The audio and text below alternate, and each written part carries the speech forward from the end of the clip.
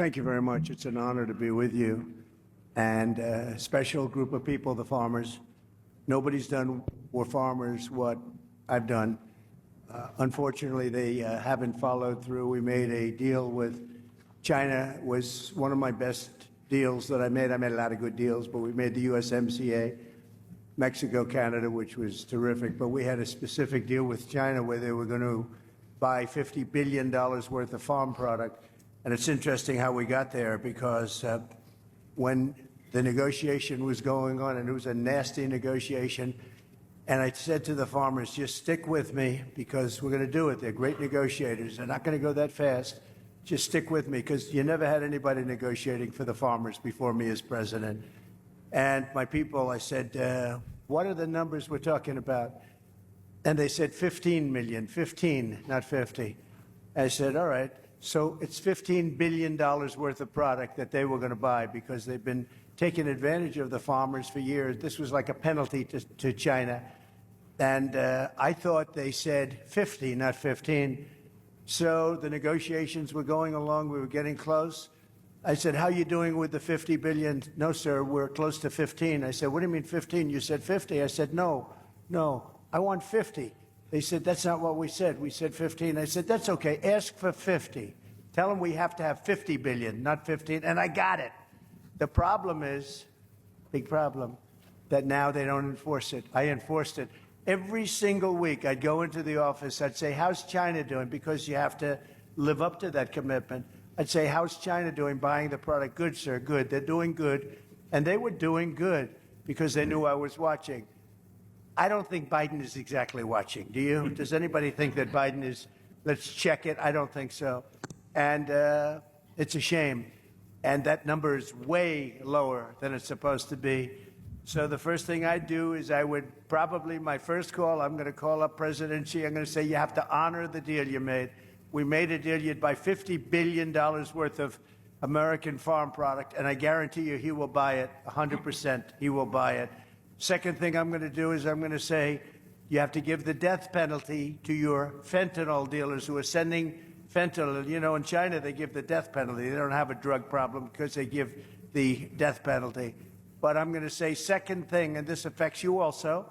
It affects everybody. We're losing hundreds of thousands of people a year. Comes through the southern border, now the weakest border in history. It was the best border we ever had when I was there. We built hundreds of miles of wall and everything else, and it was the best border. Now it's the weakest.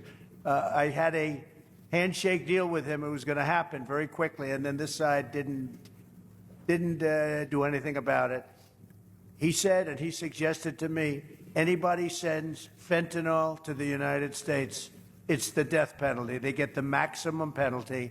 They would have done it, and then we had an election that didn't exactly work out too good, and it was a disgrace, frankly. And that deal went, and a lot of other bad things happened, like Russia attacking Ukraine, October 7th, inflation. A lot of bad things happened, the horrible way we got out of Afghanistan. So many things happened that wouldn't have happened, but it did nevertheless. But as to the farmers, we have a deal in place that China is supposed to buy $50 billion worth of our product, and they are not living up to it, and they were living up to it. And every farmer I spoke to a lot of them recently in Iowa, and they're having the same problem. They're not doing well. They're not doing well. They were doing great during the Trump administration. I think you would say that. Were you all? I hope you. This is always dangerous to do, but I hope you'd say you were doing well, because you're not doing now. I'm hearing it from farmers all over the place. And one of the big reasons is they haven't enforced the deal with China. And that deal was really a penalty deal to China, because they took advantage of you for 25 years, and it was like a penalty. And, Biden and Harris, they're never going to enforce anything. That group is a disaster. It's a disaster for our country in so many ways, but certainly the farmers are one of those ways. So I think either Rick, or are you starting off, Rick? Why don't you start? Well, first of all, Mr. President, we really appreciate you being here as part of the Protecting America Initiative. We at Protecting America Initiative see China very clearly, as we know you do. China has quietly but strategically worked against us whenever we are distracted by wars or COVID. China goes in and absolutely tries to distract the American people. They work quietly. They go after our local and state politicians. They go after our manufacturing. And there is no question that they are looking to, at some point, leverage that investment and that activity. I've seen it very clearly at the UN, where the Chinese are very duplicitous. They have a permanent veto at the Security Council, but they also work with the G77 developing nations. They get money from UNICEF just to feed their people while actually acting like a superpower at the UN. They are duping so many people. We know from your administration, Mr. President, you were not duped by China. No. You saw them very clearly. But for the past 4 years, while America and America's Democratic-controlled White House have been distracted by wars, China is getting into our farmland. And we have to be able to see China very clearly. So we want to thank you for being here, and Lee is going to take us off into Q&A. Well, thank you, Rick. Like Ambassador Grinnell said, President Trump understood the Chinese Communist Party threat and protected Americans from the CCP's attempts to infiltrate America. It is great to be here with the 45th and our next President of the United States, Donald Trump. China now owns 349,442 acres of agricultural land in the United States. That is up 82% from 3 years prior. America's food supply and the farmland that enables it is critical to our national security interest, especially due to China's aggressive ventures into the U.S. food supply. While in the White House, President Trump took on China in many ways that stood up for American farmers. In 2018, he signed a law requiring the federal government to review CCP purchases of land around critical infrastructure, airports, and military bases. That is why we need President Trump back in the White House to pick up right where he left off and go even further. Another one of President Trump's greatest accomplishments was the groundbreaking United States-Mexico-Canada trade agreement that replaced NAFTA, improved supply chain resiliency, and put America's farmers first. The USMCA provided new market access for U.S. agricultural products, a fair, non-discriminatory pricing plan, and improved grading standards for products.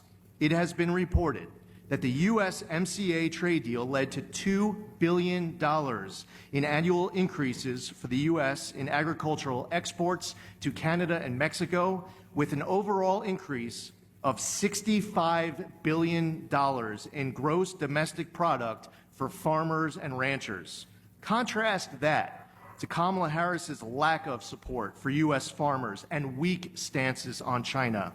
At the time, then Senator Harris voted against President Trump's USMCA trade deal, voting against America's farmers. Harris also opposed President Trump's necessary tariffs against China, and most recently cast the tie-breaking vote for the Biden-Harris scheme that has sold our auto industry out to China. That's what brings us here today, to discuss what Pennsylvania farmers need from the leaders to combat the threat that they see every day from China. President Trump is here with us today to listen to those concerns, to offer his remarks on China's influence over our food supply. And President Trump, if it's okay with you, I'd like to introduce some of our panelists who are here I'd today. love that, yes. Our first speaker here is Todd Reamer. Todd is a cattle farmer from Westmoreland County. Todd? Hello, I am Todd Raymer. I own with my wife a beef cattle, cow-calf operation right here in South Huntington Township.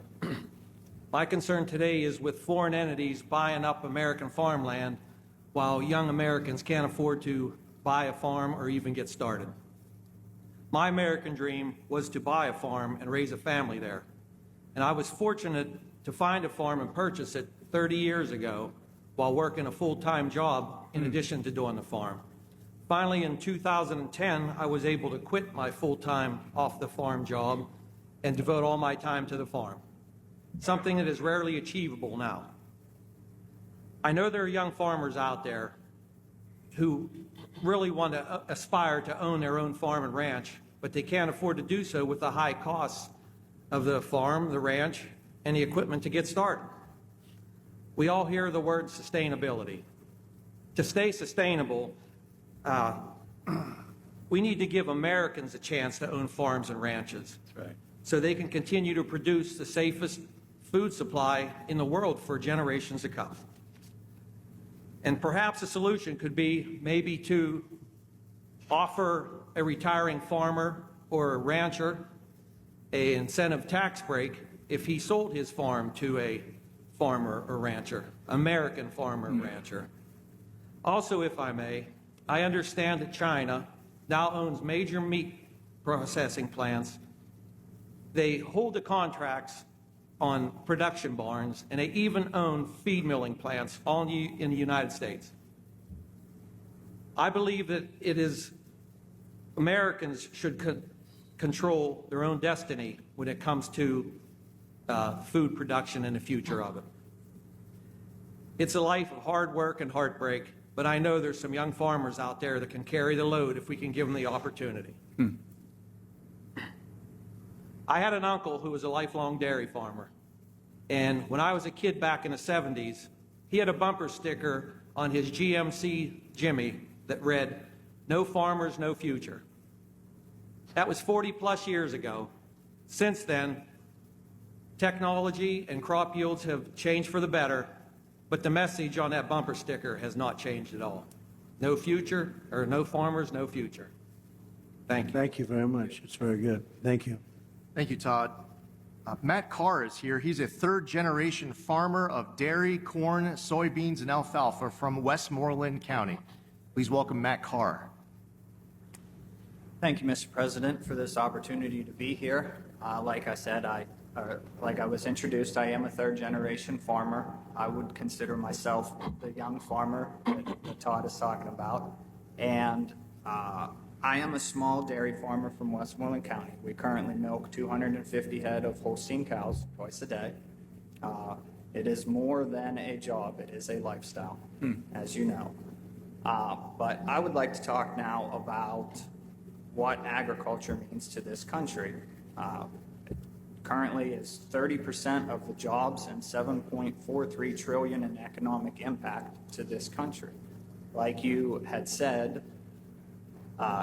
you are pushing through to China for dairy products to be sold there. That is a huge market, and I would see that is a large area that we could expand into and continue to push to try to achieve those goals that you talked about. With that, in 1992, there was 130,000 dairy farms in the United States. That number is now down to 26,000. Well, we are currently losing the small dairy farms, especially in Pennsylvania. Our dairy farm numbers are down 8% from 2022. What is the difference in production? So you have far fewer farms. Well, what would you say is the difference in production? Production is, Similar? in Pennsylvania, I think it's down a little bit. It's down from those days? Yeah, the farms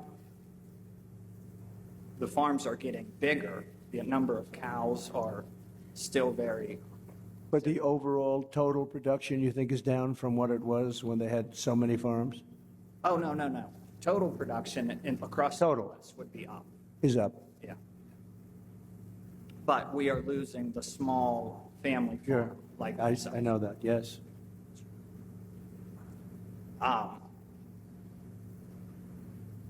Dairy margin is the margin that we have in order to make a living and profit is extremely tight.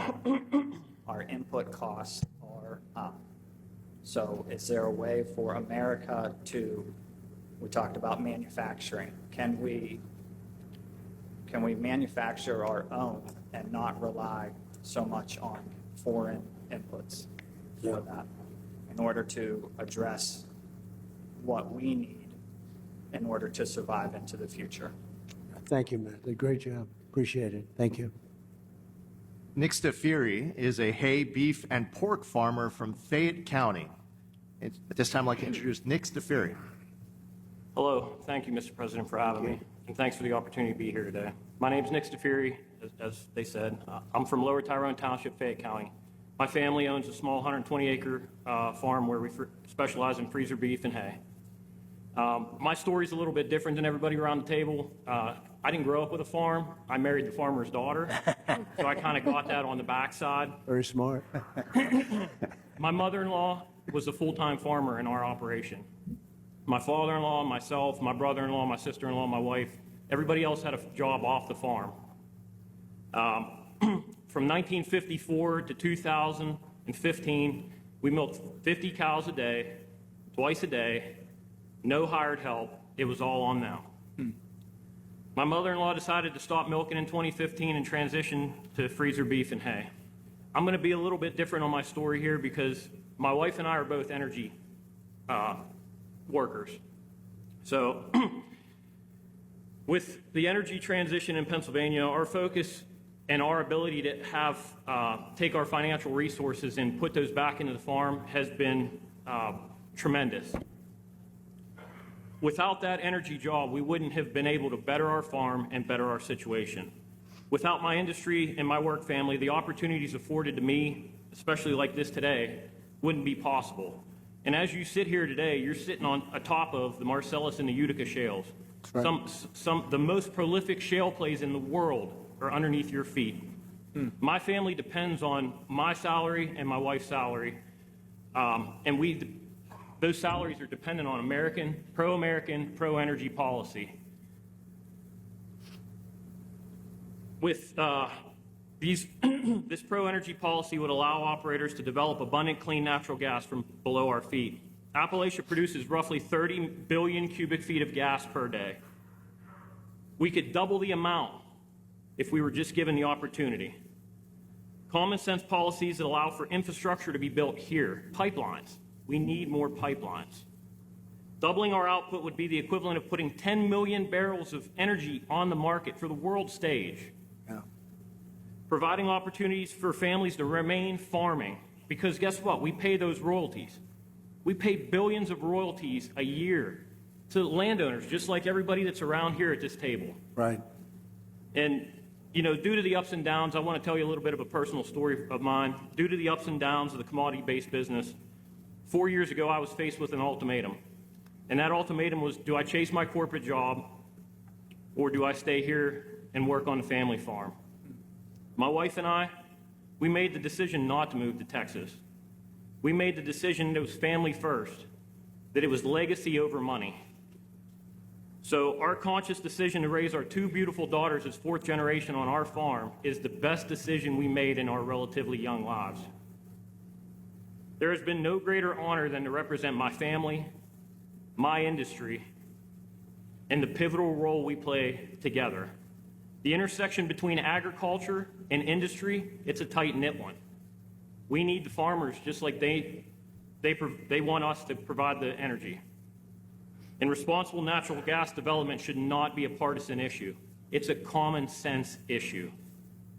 So I want to thank you again for allowing me to speak with you today. It's been an honor, and I really appreciate it. So thank you very much, Nick, and it's great. So without your job, which is a good job, an energy job, but if you don't put Trump in, you're not going to have any energy jobs in here. They're not going to let you frack. They're not going to let you frack. You know that. She's never said frack in her life until just a short while ago when she realized her poll numbers were dying in Pennsylvania. They're not going to let you or anybody else frack. And so I just want you to be aware of that when you go and cast your vote. I'm not too worried about the people around this table, I must be honest, but you never know. But everybody's aware of it, and I think Pennsylvania's aware of it based on polling that we're getting. You can't let them do it because I didn't realize you were so dependent. Even a farmer would have to be dependent on the energy. But you take that energy out, you take that income out, it's a whole different story for Pennsylvania. Completely. And we're not going to let that happen. We got to win the election. Thank you very much. Great job. Thank you. Our next speaker is Mana Papafavare, the CEO of General Carbide. Thank you so much. So again, my name is Mana Papafava Ray. I'm the president and CEO of General Carbide Corporation. We are a 56-year-old manufacturer of carbide and steel tooling, components, and assemblies for lots of industries that include oil and gas, ammunition tooling, and agriculture, to just name a few. We're a fully integrated supplier, so we start with our ungraded powders all the way to making our finished tools, which we've transformed over a period of years. Great. This company was started by my father, Primo J. Papafava, when I was just 5 years old. He was a son of Italian immigrant parents. He enlisted in the Air Force to be a navigator, graduated from Carnegie Tech, now Carnegie Mellon University, with a degree in chemical engineering, and then went to work for a variety of businesses, ending up in a carbide company. He worked his way up, and eventually he started his own business. When he started the business, I was just 5 years old. So I'm very proud of our history. My mother and father taught us a lot. And I lost my father now 22 years ago, and my mother is now 5 years gone. But they taught me about hard work, integrity, and responsibility, as well as respect, charity, and compassion. I'm not as hardworking as any one of these farmers here, I can tell you that, but I do work hard. When my father passed away back in 2002, I was left with the responsibility of carrying on our business and taking care of 250 people that work for us in Westmoreland County. But by the time that COVID arrived, we had grown to 350 people with 3 different businesses in 4 states: Pennsylvania, Massachusetts, Michigan, and Hawaii. And even though we were deemed an essential business or a sustainable business by 3 of the states, still General Carbide lost 60% of its business in a very short period of time. Unlike a lot of other companies that kind of rolled into the corner and waited it out, that is simply not our style. In fact, one of our core values is growth. And so we went to our sales team, we told them to look for opportunities, even in light of a very difficult time that we were having. And so one of our market segment managers, his name is Eric Butts, he is also a farmer. So he owns his own farm and he is working for us as a sales manager. He started to look for components in the farming industry made out of carbide, and he found that it was quite a large industry. But the overwhelming amount of these tools are sourced here by China. But he thought maybe we would have an opportunity by employing kind of American ingenuity and doing some things on our own. So we started to move into the industry. We've been working hard for 4 years on our different agricultural parts with some success, but not as much as we would have hoped due to the cost structure and this competitive landscape with China.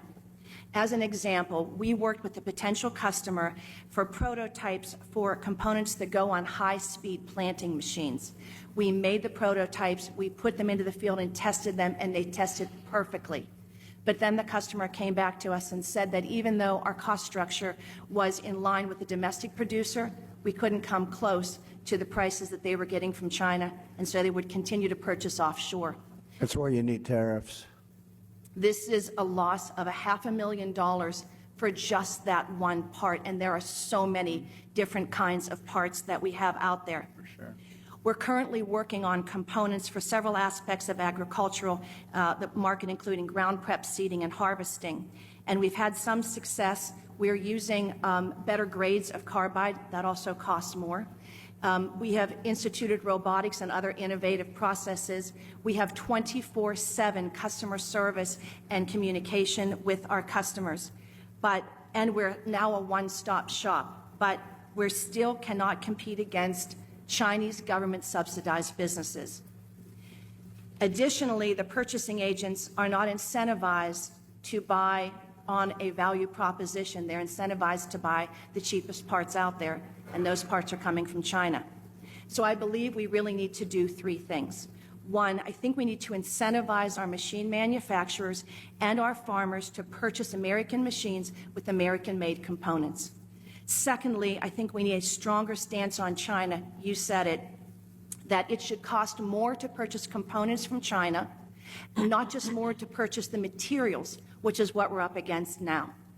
And thirdly, we need to do a better job incentivizing those in purchasing to think about the value proposition, longer running machines in the field. That's really what we need to think about.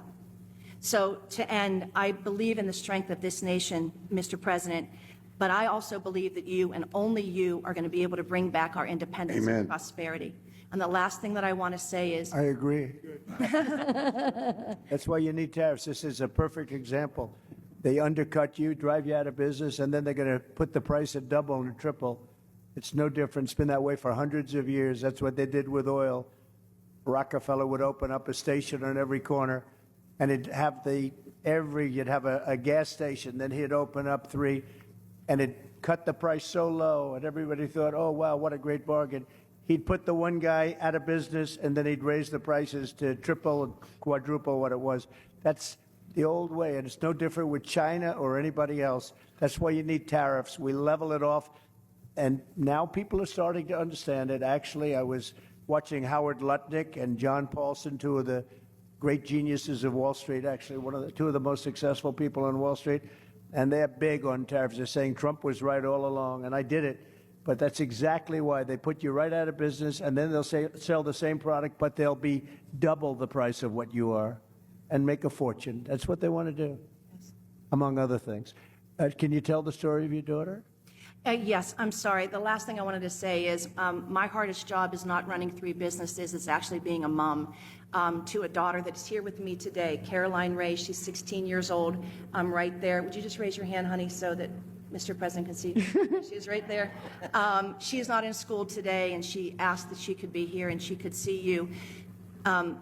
I'm doing everything that I can to try to give her the truth every day. And I just wanted to say, and I told you that 8 years ago when you were running, and she was just 8 years old then, every night she would go to bed and I would kneel on the floor next to her bed and we would pray every single night for you. And every night she would speak out to God and she would say, "Dear God, please let Mr. Trump win, please."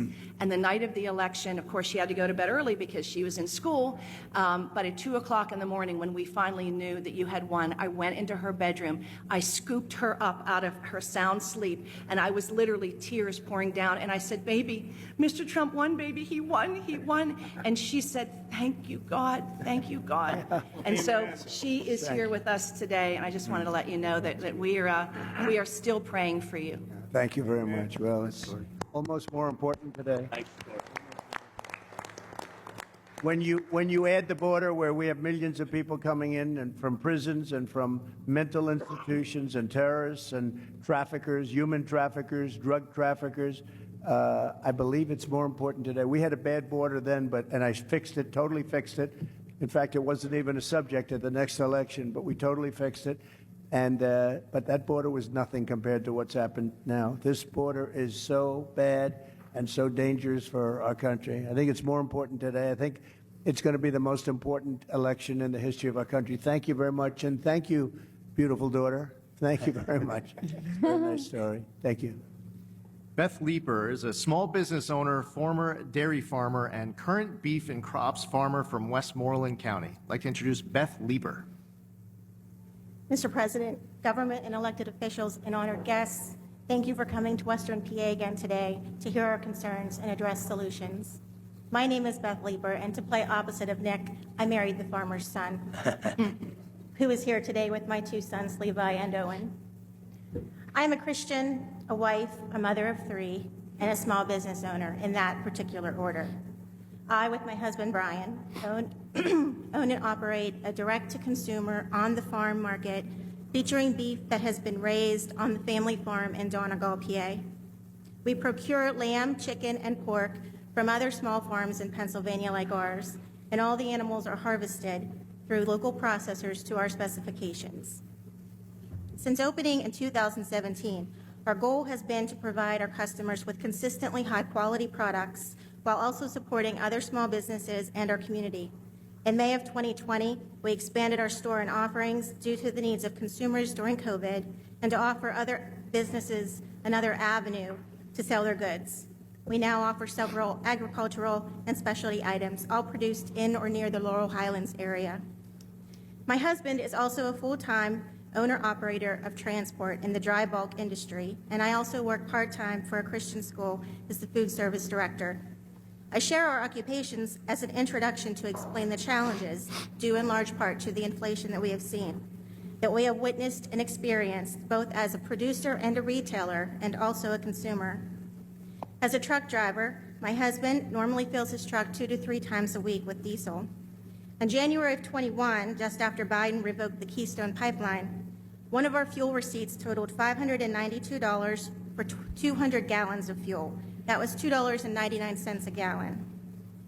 In May of 22, a year after our energy independence moved overseas, one of our fuel receipts totaled $996 for 166 gallons of fuel. That was $5.99 a gallon. That $3 per gallon more means upwards of $800 to $1,200 a week in fuel expense and less to meet our business and families' needs. This net zero approach has also increased farm costs exponentially, which I know comes as no surprise to anyone here today. Fertilizer is up 30 to 60% in 2024, not to mention the increase in seed costs, the fuel, the parts and supplies, and man hours for planting. Electric has doubled from around $400 a month in 21 to $800 a month this year, just to run some equipment and the lights that doesn't include heat. In 2023, feeder calf prices reached an all-time high. Coupled with the increase in other commodities and prices to farmers not keeping up, this equals very small profit margins, and therefore, we have been purchasing a fraction of the feeder cattle that we have the capacity to feed. Our farm currently feeds out approximately 70 to 100 head of cattle, and that is reduced from 180 to 200 head just 2 to 4 years ago. But we have the capacity to feed upwards of 400 to 500. Actually, we are currently feeding only enough to satisfy our direct-to-consumer base, as it remains somewhat constant. The seasonal tourism of camping and skiing in the Laurel Highlands contributes to our sales, and we are located in the heart of the Laurel Highlands. I handle all of the customer relations for our on-the-farm market, and our customers often share their concerns with me.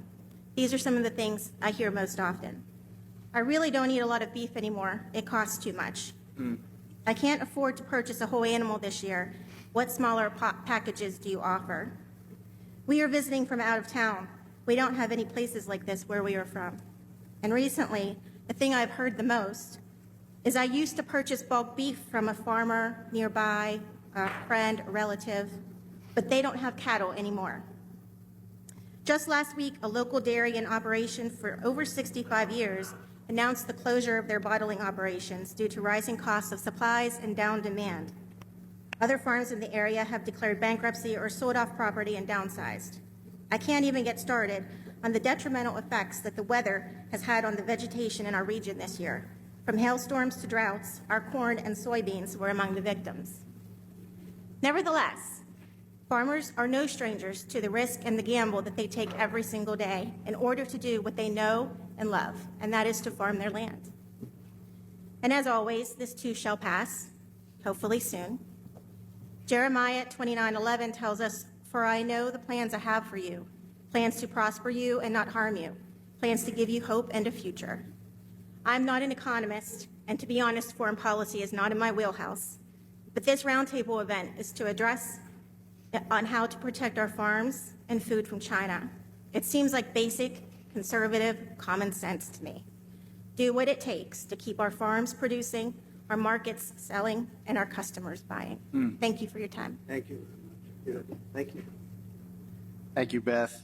Dave McCormick, known national security expert, a fellow former veteran of the 82nd Airborne Division, and hopefully our next senator here from Pennsylvania. Dave McCormick. Thank you. Thanks, Lee. And Mr. President, thank you for being here. And, a lot of bad things have happened over the last 3.5 years, but there's two particularly relevant to this audience. One is, as Lee said, China now has the upper hand.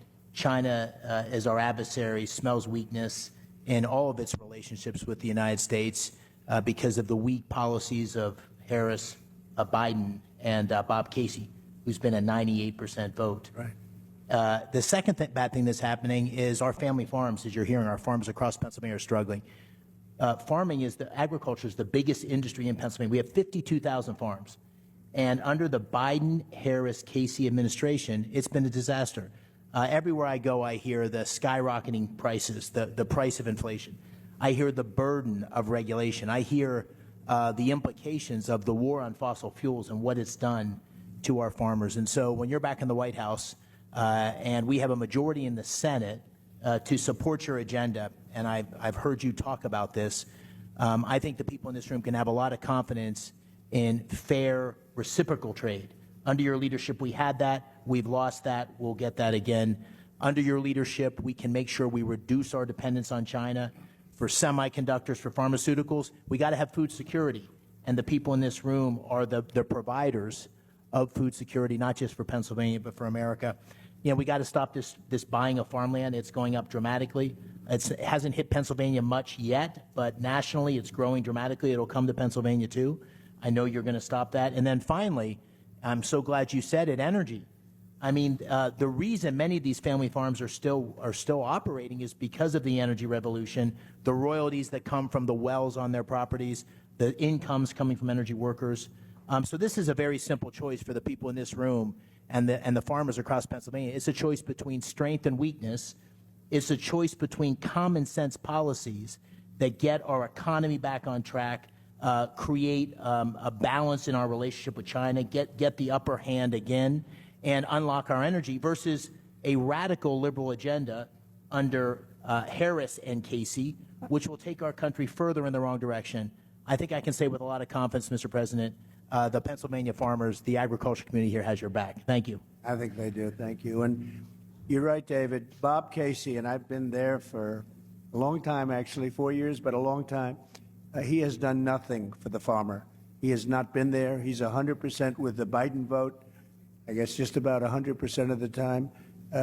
Bob Casey is not the right one. This gentleman right here, he's tough, he's smart, and he loves the farmer, and we're going to turn it around. But Bob Casey cannot help us. He has never done it. Not good for the farmer. So I think you probably learned that the hard way. Thank you very much, Ed. Thank you, sir. Darrell Becker is the Fayette County Farm Bureau president. This time I'd like to introduce Darrell Becker. Thank you. As Mr. Zeldin said, my name is Darrell Becker. I'm a 30-year Fayette County farmer who operates a beef, sheep, and hog farm with my wife, 2 adult children, and my son-in-law.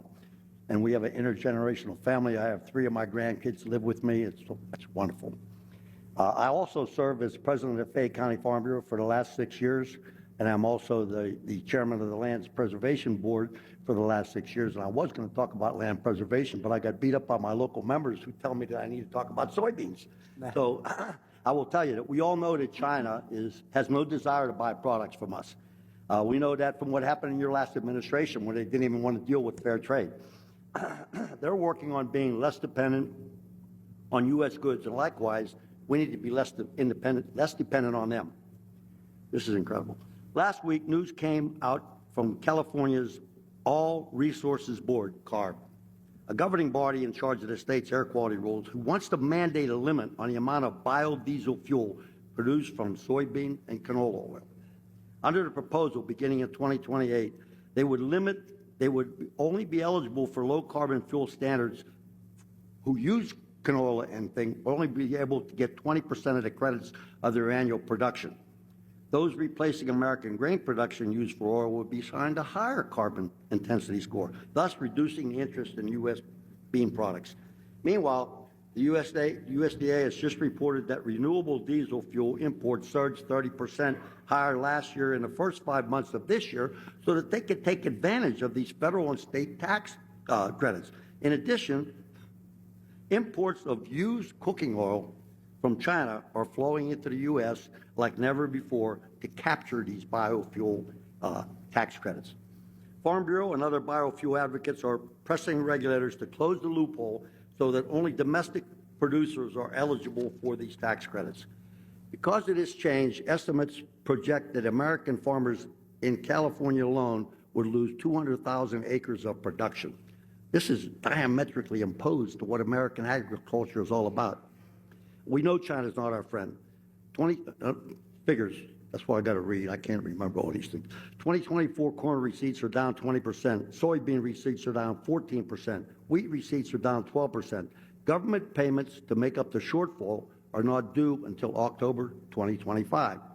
Expenses for 2025 may expect to decline 1%, But last year, in 2009, China bought 49% of our exported soybeans. Now it's 31%. 70% of our bean crop goes to animal feed. Bean exports in 2023 were $34.4 billion. In 2024, they're estimated to be $27 billion. China owns 384,000 acres of our farmland. That's up 30% in the last 5 years. And guess what? The American government can't buy farmland in China. They don't allow us. That's right. Can you imagine that? At present, the U.S. has a huge supply of soybeans sitting at a multi-year low price, sometimes being sold below production cost. Farmers are using reserve funds to buy and produce soybeans now. There's no cash flow available to them due to the low price. You know this is unsustainable. So soybean farmers definitely need our help. Sustainable aviation fuel also uses soy, canola, and other seed crops from American farmer, and this is also under attack. We are putting ourselves at extreme risk in supply chain, knowing that a huge amount of the herbicide 2,4-D and many repair parts for agricultural use are imported from China. How much risk can we absorb and rely on a country that is trying to replace us? We need to build domestic demand. Our government needs to invest in American agriculture. American farmers want a free market that can sustain the industry. They don't want handouts. They don't want loans. They want to be able to produce their farms. They're all hard. This is the backbone of America. The current administration has shown that they are not friendly to American agriculture. Every producer that I spoke to for this presentation resonated the same message. We cannot survive another 4 years. Mr. President, my 3 grandkids who live with me, if you could see Henry, who's 3, and Holland, who's 2, get into the UTV and drive down to what they call the big barn when we feed our steers, or they go pick chicken eggs, or they help us move cattle. The spark in their eye, the smile on their face, that's the future of America, and I want to make sure it stays here, and I know you do too. So I guess they all said that we wouldn't survive 4 years. I'm sure that when you get elected, that my line would be, help us make American agriculture great again. Well, Thank you, Mr. President. We'll take care of it. We'll take care of it. It's not very difficult to do. We're just being ripped off by other countries, and not only China, by the way, but we're being ripped off at levels that nobody's ever seen before. And this administration has allowed it to happen because you were making probably the best you've ever done 4 years ago, 5 years ago. You were doing better. All farmers were. They were doing better than they ever did.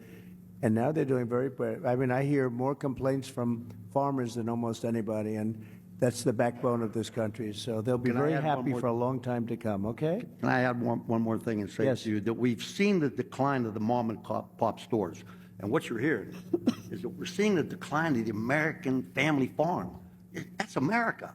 So, I mean, anybody that's not paying attention to what's going on needs to wake up and get out and vote. And we know who they got to vote for. You, Mr. President. Thank you very much. I love your hat, too, by the way. I noticed it right away. Thank you very much. Well, we'll take care of them. Your grandchildren will be farmers. Thank and you. they'll be maybe doing better than you do, okay? Thank you very much. Before we introduce our final speaker, Kevin Sweeney, just want to say thank you to my former colleague, Chairman G.T. Thompson, the chair of the House Committee on Agriculture. We have Kim Ward, the Senate President here in the great Commonwealth of Pennsylvania, and Dan Mall, who is the GOP chair of the Pennsylvania House Ag and Rural Affairs. At this time, we're going to introduce our final speaker, Kevin Sweeney, who's a cattle farmer from Washington County. Kevin? Thank you. Mr. President, I want to thank you for your personal sacrifice for us and your family. Thank you. I'm 71 years old. I'm a new farmer. I've owned my property since 1988. I'm a retired physical therapist, and I have 4 kids and 4 grandkids, and my goal is to develop this farm and make it a legacy farm like some of the people around the table are now talking. I raise beef and sell hay. That's all I can do. My soil is type 7 soil. The USDA has a soil map of the entire country. That soil is only good for raising grass and beef, and maybe grow some trees for timber. but I'm trying to expand it each year. I have a customer base that's getting bigger each year, and I've been full-time retired since 2019, and that's what I do. The issue that I want to talk about today in regard to China is solar panels. I'm being approached, and other farmers are being approached. The current offer is $3,000 a month per acre per year for the next 30 years. That's a lot of money. Who's subsidizing that? Is our government behind these people that are offering us this money? Where's that coming from? Well, they are. I mean, that's a lot of money. That's right. They are, and they're allowing China to come in and just dominate the industry. That's right. They're sending panels over. Many of them very defective, very bad panels, but they're sending them over, and they are really putting a lot of people out of work. But that's amazing. It's an issue. That's a form of subsidy.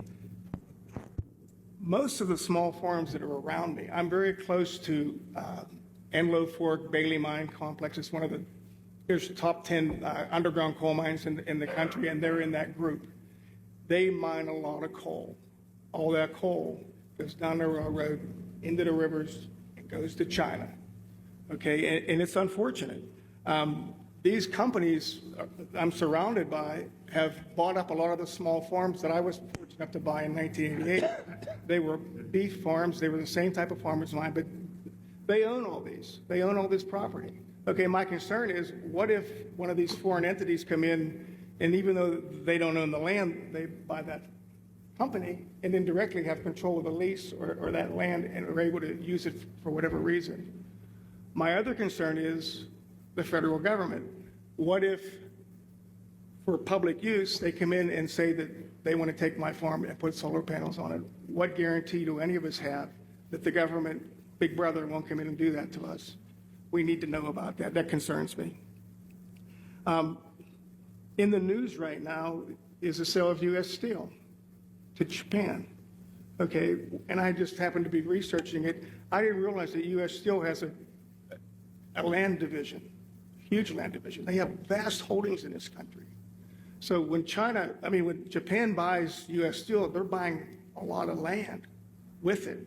Will they have the ability to put solar panels on it or use it for another purpose? We don't know. It concerns me.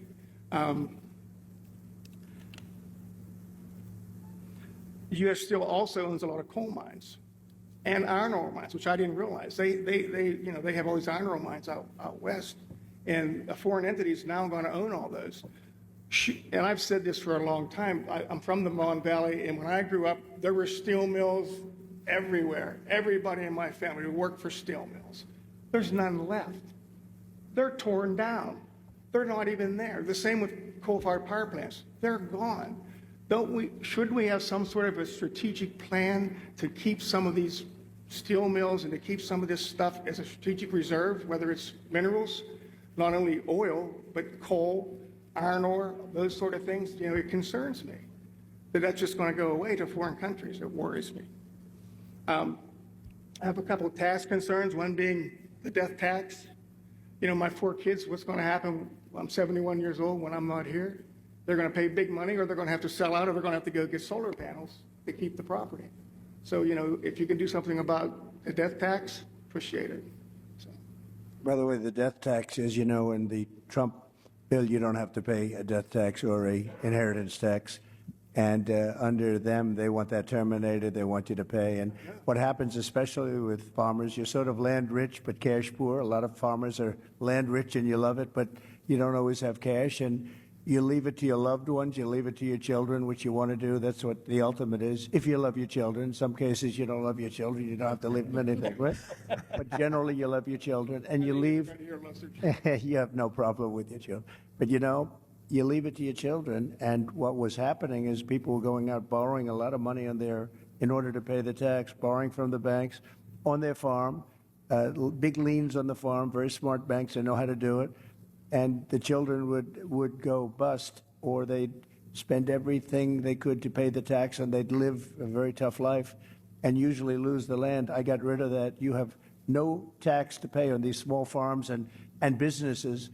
And it's a great thing. Nobody talks about it much. The fake news doesn't ever talk about it, but it's a tremendous factor in I mean, it was one of the things that I was happiest about, because literally farmers are going out of business. Children, they take the farm from their parents and they have to go out borrow a lot of money, and they can't afford to do it, and they can't pay the interest rates. They end up losing the farm over a short period of time. So we got rid of the estate tax Right. or the death tax, and now it will come back under play under Comrade Kamala. That's what happens. That's not good. What about our capital gains tax? Are we going to keep that down? Well, that's the worst. I mean, they have unrealized capital gain. How about that? Yeah, one? how about that? Unrealized. So they want to give you a capital gain if the value of your land goes up. Nobody's ever heard of it before. It's a communist thing, you know. It's a communist thing. It's unrealized capital gain. You'll have every business person, every company leaving this country. It's called an unrealized capital gain.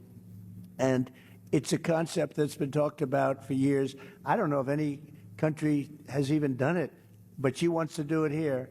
And, you know, come to think of it, now that I'm with farmers, it'll affect farmers probably worse than We have all anybody. the minerals under us, which we own, and they're going to put a value on those, and even though we haven't taken You them know out, who's going we to have make a lot pay of money? for it. Appraisers, lawyers, and accountants. Well, But I have not two you. accountants, two of my sons are accountants. They'll be very happy. It's crazy. I have some expenses regarding fuel, okay, and I had the opportunity to call up my fuel provider last Thursday when I found out I was going to be here, and I'll just give you a couple of numbers. Use a fair amount of off-road diesel. Off-road diesels come down in price surprisingly in the election year. Yeah, right now, 2024, I can buy off-road diesel for $2.95 a gallon. Okay, in 2020, $1.86. Regular diesel, you know, I use for my truck. It has a road tax and stuff on it. It's around $4.50 a gallon now. Back in 2020, it was around $2.80. Non-ethanol gasoline, you know, ethanol gasoline. As much as we want to have ethanol, it's not good for small equipment, chainsaws, and all the small equipment. It eats up the carburetors. It's really not a good thing to have in small equipment. And so I use non-ethanol gas. Right now, it's $4 a gallon. 2020, it was around $3.15. So it's gone up. Propane I use to heat with, it stayed about the same. It was $1.97 a gallon in 2024. In 2020, it's $1.65. But, you know, the other thing, I lime my fields, you know, because the pH, you know, is low. You've got to have a certain pH to grow good grass, just like the golf course. You understand that part. Anyways, just recently, I had an arrangement to have some delivered and spread. It was $45 or $50 a ton. They call me, well, there's been a price increase. It's $70 a ton now, just out of the clear blue. It increased my expense. Fertilizer was $600 a ton. I'm paying $1,000 a ton for fertilizer. I mean, it's just, costs are out of control. Terrible. The only thing that helps me is the fracking and the money that I was able to get from that. It's allowed me to keep my equipment. It's allowed me to buy another farm adjacent to me. And I'm hopeful that the fracking continues, and I know it will. And I'm hoping we get more of it so that my kids won't have to be forced at my demise to sell the farm to pay the tax. You'll be around a long time. Don't worry about it. Thank you. But it will not continue. the I'm not a fracking. worrier. They get in, the fracking will not continue, I guarantee you that. My concern in this environment is that small family farms in Pennsylvania are in peril from two sources. One is the foreign competition we've talked about, and the second, I believe, is the federal government. And we need to be left alone. Just get out of our lives, leave us alone, we'll figure it out. Thank you, sir, for your time. Thank you, Kevin. And Mr. President, I know you're about to get on the road to an amazing rally up in Indiana, but before you leave, and I know Ambassador Grinnell had some final words, would like to turn the floor over to our next president, Mr. Well, thank you Mr. very Trump. much. And it's been great. I love the farmers. I'm very comfortable with the farmers. I feel I know your business, but I haven't plowed quite as much as you. But I do know your business very well. We've had a tremendous relationship. I've always won with the farmers, and that's because I produce promises made, promises kept. Number one, your energy bill within 12 months will be cut in half, and that's my pledge all over the country. Beyond farmers, that's my pledge all over the country. We have more energy under our feet than any other country. I call it liquid gold, and we have more than any other country. We have Anwar in Alaska, which the first thing they did, the Biden-Harris administration, everybody wanted it. It's the biggest it could be as big or bigger than Saudi Arabia and would have supplied Asia, would have supplied vast parts of the world, would have made more money than you could even imagine. We were going to lower your taxes, pay off debt. They terminated it. Reagan wanted it, couldn't get it. Everybody wanted it, couldn't get it. I got it. They were all set to drill, and the first thing they did the first week is they terminated Anwar. But I can get it back very quickly because I got it through Congress, and we'll get it back very quickly. They didn't terminate it through Congress. They just terminated it. Just absolutely ridiculous. But I'll have your energy bill down within 12 months. We'll have your energy bills throughout the country. I'm not just talking here. I'm talking all over. Air conditioning, heating, everything. We'll have it down by 50%, 50.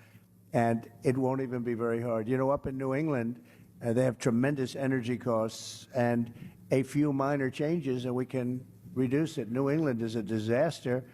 I won't say they vote for Democrats so much anymore. I think we're probably taking that over because of energy and because of a lot of other reasons. But we're going to protect your fracking. You know, in my case, I was always for it, and in her case, she was never for it. She wants to defund the police, too. All of a sudden, she likes the police. Started a short while ago. I really like the police a lot. Now, she wanted to defund the police. She did things in Minnesota that were so bad. She was bailing out people that wanted to kill the police and were actually trying to kill the police and burning down Minneapolis. So we're going to do things the way you want it. A big factor here is, with all of you as I speak, is energy in two ways. Number one, you want to be able to collect royalties and other things, or even have a job in energy. That's very important to help your farm.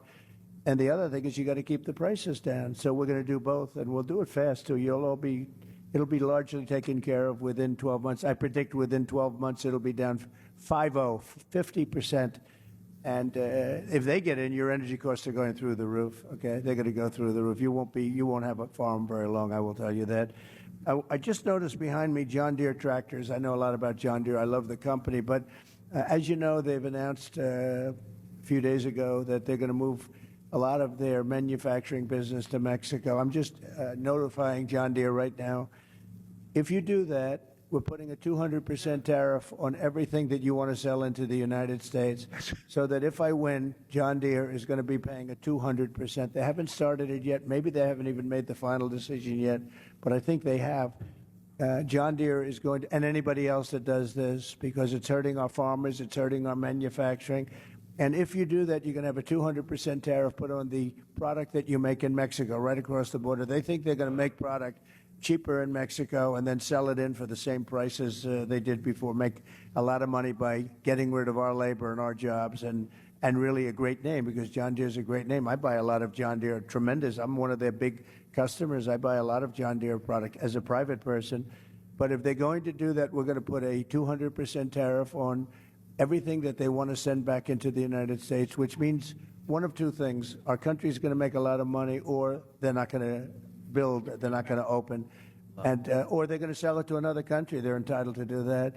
If they want to build in the country, in the United States, there's no tariff. You can go ahead and you can build in any one of the 50 states. You can go ahead. But if they don't want to do that, we're going to put a 200% tariff on John Deere. And you know what's going to happen? They're going to announce very shortly, if they think I'm going to win, or if I do win, they're going to announce that they're not going to build in Mexico. Mexico's taken a tremendous amount of our business, especially over the last few years with this group, because this group doesn't know what the hell they're doing. They have no idea what they're doing. Mexico is taking a lot of business, and a lot of it's done and financed by China. China is building massive car plants now in Mexico. And it's the same thing they're building, and a friend of mine builds car plants, and he said the biggest ones in the world are being built in Mexico. They're going to put Detroit out of business. They're going to put car manufacturing out of business in the United States. And I'm just telling everybody involved in this stuff, we're not going to rip off the United States anymore. We're going to put big tariffs on those cars that are coming in here at 100 to 200%, and they're no longer going to be competitive. So you better stay in Michigan, and you better stay in the areas that you're in right now. And what I really want you to do is come in and build your plants in this country and put our auto workers to work, because we've lost about 60% of our auto working business over the years. And we're going to get it all back, every one of them. We're going to get it all back, and we're going to get it back quickly. And we can control that so easily. So if they're building those plants in Mexico, which they're starting, if they're building and they wouldn't have done it with me, but now I guess they figure When they started, it was a little while ago. I guess they didn't even know I was going to run. They weren't too happy when they heard I was going to. But they're going to have to pay a tremendous tariff, which means two things. They're not going to build the plant if it's not too late. They're not going to build the plant. This country is going to make a lot of money. Or they're going to build the plant, but they're going to build it in the United States somewhere, and ideally a place like Michigan or South Carolina, where we have a lot of auto business. But we're not going to let that happen. But John Deere has got to understand that if they build in Mexico, if they start closing plants, in this case it was in Iowa, they're going to close a big plant and a couple of them. And that's just the beginning. The problem is that's just the beginning. Then all of a sudden you'll hear in a year from now they're going to do another one. All of a sudden they're not going to be in the country anymore. They're going to have to pay a very big price to be able to sell that product into the United States, okay? So that's very important. And I just have to say this. So Dave McCormick is here. He's running for the Senate. He's a great gentleman. He's a hero, great warrior. And he's a real warrior, too. Served incredibly in the military, so highly respected, did great in the military, went out, did tremendously in the private sector, and he's running against Bob Casey. Bob Casey never did anything for you. He never did anything for Pennsylvania. I was president for 4 years. I don't even know if I ever met him. I mean, I've met everybody. I don't know if I met him. Maybe I did, but it certainly didn't make a hell of an impression on me. But Bob Casey has done nothing for you as farmers. Well, look at the problems you have. As soon as I left, you have problems. You didn't have problems when I was running things because we ran it and we watched over the farmers. It was very important to me. But Bob Casey has done nothing for the farmers, and he's done nothing for the state. He's got long-term legacy. He inherited the job sort of from his father. And, when that happens, I was telling David, not easy there are other cases like that too, never easy to beat, but they're living only on a past reputation of somebody else, in this case, a father. He's done nothing for the state, and I didn't come here for David, but I have a lot of respect for him. And if I only do David, I tell you what, you have to get him. He's an incredible guy. He's going to make your farmers, he's going to help me make the farmers rich. We'll make the farmers rich again. And I appreciate everybody. I appreciate very much everybody. Just hang in there, and I know it's not been pleasant. But the first thing I do is I tell China, you got to start buying. China's not buying like they're supposed to under the agreement. And I'd say, China, you have to start buying. I'd like to, if I can, Lee, I'd like to have a few questions, if you want, from the media in the back. A lot of media here. Yes, ma'am.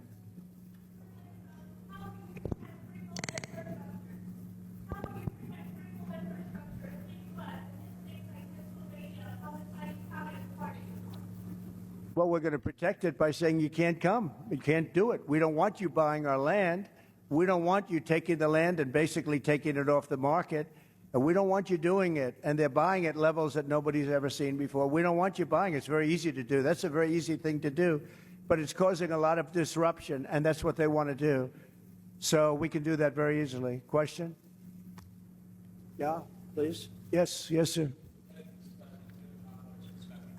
I've spoken with some economists about your proposal for tariffs, and they say they don't see how it will not make items cost more in the United States. They'll approve it.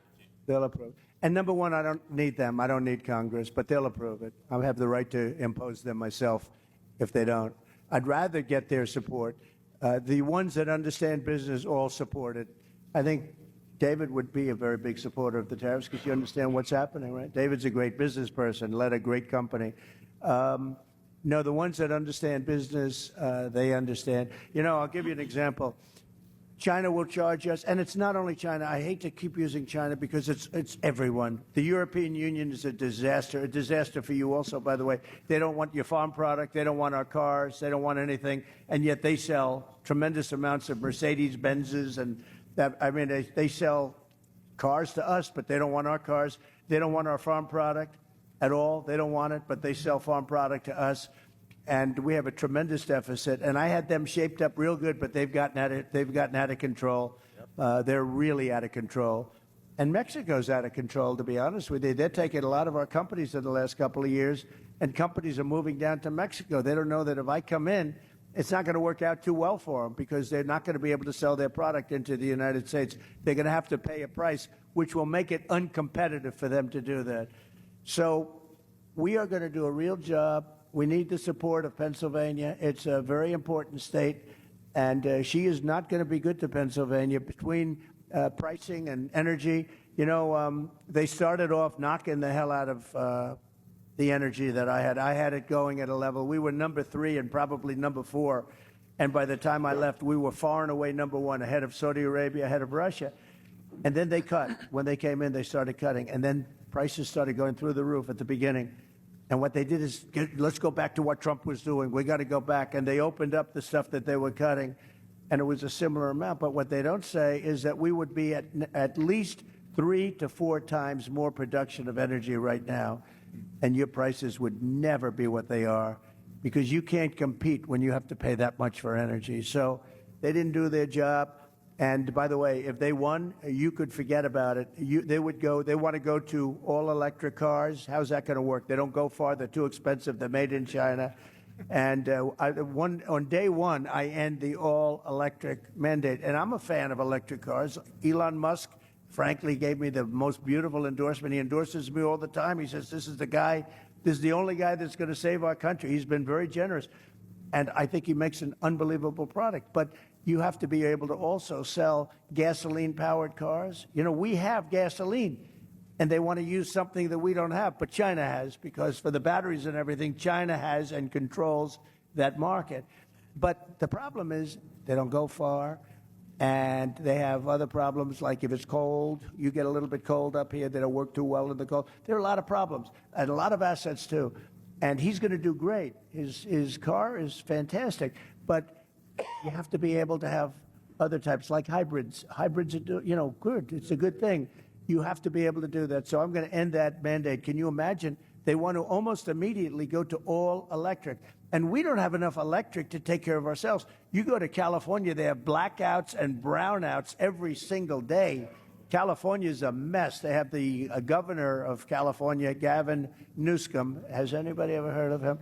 But worse, they had an attorney general and a DA who destroyed San Francisco and then destroyed California. And I hate to say, because I have a lot of land in California, I hate to speak badly about places, but frankly, my presidency is much more important than my land. Isn't it nice to know?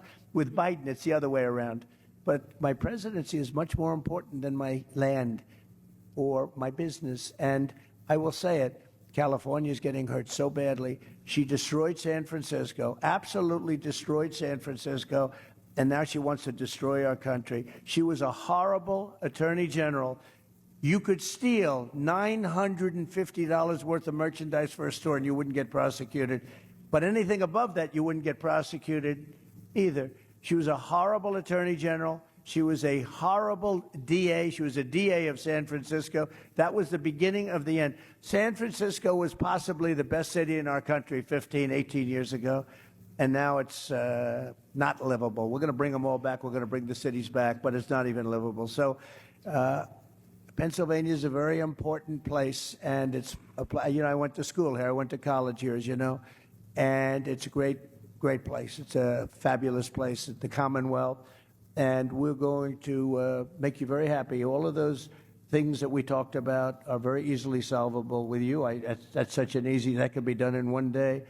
I had a cabinet maker. He said, sir, China and South Korea are dropping cabinets into our country for nothing. And I can't compete, and I studied it, and I ended up putting a 50 or 75% tariff on all cabinets coming into the country. And I didn't know the guy. I met him previous to going in to the presidency, and I saw him 4 years later. He said, sir, you saved my business. You saved the job. I expanded. They stopped with the dumping. And the steel, the same thing. I think the steel people like me the best. Unfortunately, Biden's let it go. I put tariff. They were dumping Chinese steel into our country, David, at levels that nobody's ever seen before. We've never seen anything like it. And I put a 50% tariff on all steel coming in from China and some other places too, but all steel. And we saved these companies, but Biden has let it go. And we need steel. Look, there are some things you could get from outside. But if we're in a war, And we need army tanks, and we need ships, and we need other things that happen to be made of steel.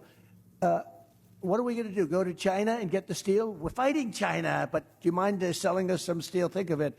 These people don't know what they're doing.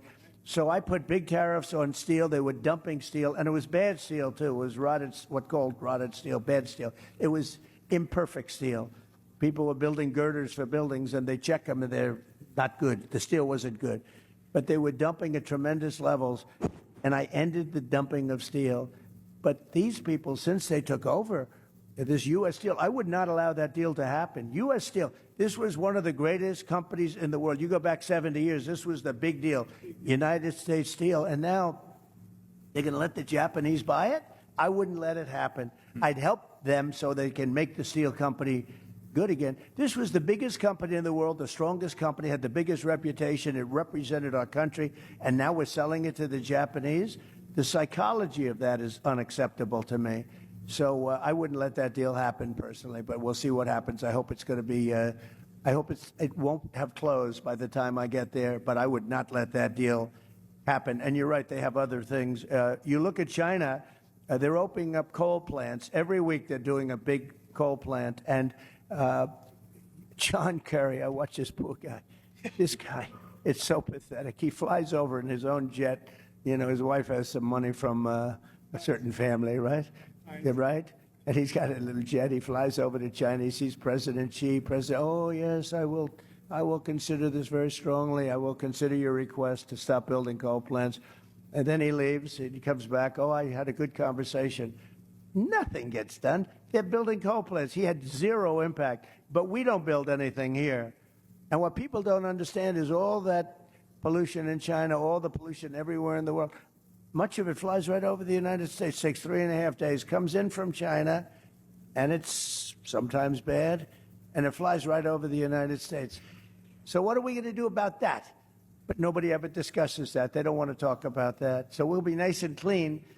Same thing with the oceans. You take a look, the Pacific, it flies in from, they dump it right in the ocean, and in about a week and a half, it's in, welcome to Los Angeles, California, and we're lifting it out of the ocean all day long. We have, it's a massive, big business. We're taking their garbage out of the ocean because it floats right to our West Coast, and other countries too. So it sounds bleak, but we'll get it all straightened out, and we'll get it straightened out fast. And I just want to thank Lee, and I want to thank everybody here. I'll tell you, Rick Grinnell has been amazing with me from just about the beginning. You know, he was the ambassador to Germany, and there was no happier woman in the world than Angela Merkel when I announced that I was taking Rick back to Washington and giving him an even higher position. This was the happiest woman in the world when she heard he was leaving Germany. And actually, in a certain way, she liked him, but in another way, he was sort of brutal because he understood what Germany was doing to the United States, one of the many countries that took advantage of the United States, and he got it. So I want to thank you, and you did a great job, and we appreciate it, and hopefully you'll be able to do a great job again. Thank you very much, Rick, and thank you, Lee. Thank you, Mr. President. Mr. President, on behalf of Protecting American Initiative, thank you for being here, but thank you most importantly for seeing the threats to America, both militarily and economic. And we appreciate that. Thank you very much, everybody. Thank you very much. And Mr. Congressman, thank you very much. Great job you're doing.